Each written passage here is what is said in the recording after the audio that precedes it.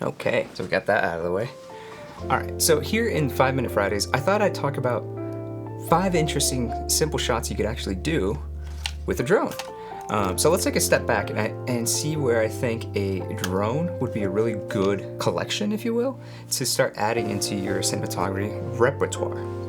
So there are kind of 5 simple, interesting perspective movements that I see a lot of in vlogs or other sort of very popular films to kind of help create more of an interesting perspective for your cinematography. You know, you'll see something like the crane shot, the bird's eye view, you'll do a follow shot, you'll see a fast and low, which is sometimes called a daisy shot, as well as one of my favorites is the parallax or an orbit shot. With these 5 simple shots, I hope that you could essentially practice and kind of hopefully learn something where I think a drone would be a really great fit for a lot of people. So with that being in mind, let's kind of dive into 5 Minute Friday today. And for those who don't know, welcome to this channel. My name's Eddie, and I'm kind of a film photographer, adventure vlogger sort of person who likes to dive into things that we call 5 Minute Fridays, where we do short videos to explain very simple concepts in hopefully less than 5 minutes. So without further ado, let's get started. Since we are flying drones today, let's keep in mind that with a lot of the regulations that happen throughout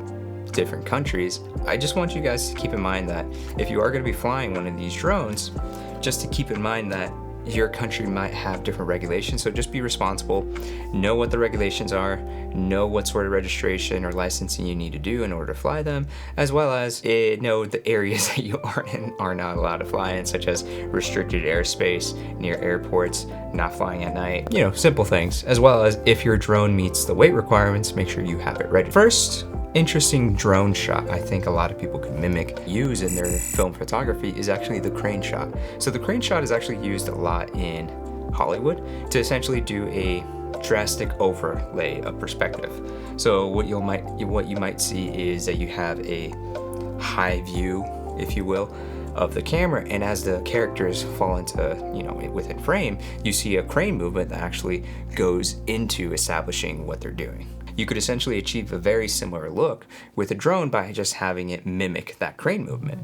And so in this simple shot, I just essentially move forward and then move in an arcing direction to kind of reveal, so to speak, myself. I highly recommend anyone learning how to fly a drone, try out the simple shot whenever you're out filming. It really helps reveal a different perspective that's usually a little more interesting than just having a flat shot or an overview shot. The next shot is one of my favorites actually, and it's actually the follow shot. I have seen this shot be used quite a bit in a lot of famous film directors. Tarantino is a really great example that he has a lot of his characters walk around or just be followed in certain perspectives for a long take, and I think that's really interesting because I've used this one a couple times, mostly when it's following cars, following other objects, but I think it'd be really simple shot because all you have to do is essentially follow your characters or the action to essentially just be within frame and just do a couple shots to really give an interesting perspective. So very simple shot to do on a drone. All you gotta do is just follow or mimic the speed at which your subject's moving. Very easy, very simple. So this next shot is a little different. It's a pretty easy one. It's often called the bird's eye perspective. The concept is rather simple. All you gotta do is essentially just fly overhead from the drone and add a little bit of movement or zoom out very drastically. And it's very easy. In my case, I just like to fly out from a high perspective and kind of just slowly reveal the area or the subject matter which I'm talking about. Sometimes you'll see this in movies where you see like a helicopter shot almost following a subject, following a car, for example. Or you might see this in some cases where you're seeing it fly away or fly towards something to kind of reveal the majesticness or the grandeur of something. This next shot is actually one of my favorites, a low fast shot or the daisy. I've seen it called the daisy shot, but essentially a first person perspective with flying really low to some sort of object and then adding a lot of movement. The best way I could describe it is almost like a FPV drone, if you will. Here's a simple one of me just flying through the river. What I like about it is it adds a lot of movement and contrast of what's happening. I've seen amazing pilots do this very close up with other objects, but you kind of get the gist. It's interesting perspective of where things are flying to kind of give a fast action movement sort of shot. Very easy to do. Fly low to the ground and just fly very fast and make sure you're avoiding objects. Pretty easy. Now here's kind of the hardest beginner shot, I suppose, and this is often called the orbit shot. Really what it is that you're either following a subject around in an orbit, right, or what you're doing is essentially kind of trying to mimic the helicopter's perspective as it flies around an object from a faraway distance. And what happens is you'll be noticing an object that's in focus, but what's interesting is you see the background move around a lot, and it adds a really interesting perspective.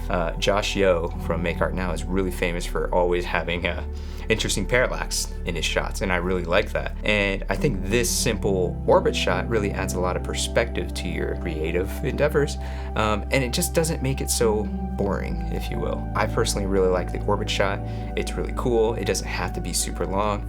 And what I like about it is it does take a little bit of piloting skills to actually understand how to do this. So it's really easy. Just make sure you follow the subject once you're orbiting around. Just make sure that they're usually centered, and it creates that parallax effect. It takes a couple tries to get it down, but with a little bit of practice, most beginners can get it down very easily. So those are kind of my 5 interesting takes that I highly suggest any new filmmaker should try out, especially if you're new to droning. I think these interesting, challenging shots will actually help improve your piloting. I know these have actually helped me improve my piloting, and I'm hoping to make this a series of interesting drone shots moving forward. So I really hope you guys like this video. If you guys want to check out some interesting shots I've done, I've posted quite a few of them on my Instagram and also on my other social media sites. But if you guys are interested, let me know in the comments if you guys want to see more simple, interesting shots that any beginner drone maker can make, but as well as hopefully in the future, more advanced filmmaking drone shots, if you will. In the meantime, thanks for sticking around. Hopefully we stuck around to the 5-minute mark. And yeah, hope to see you guys in the next one. Later.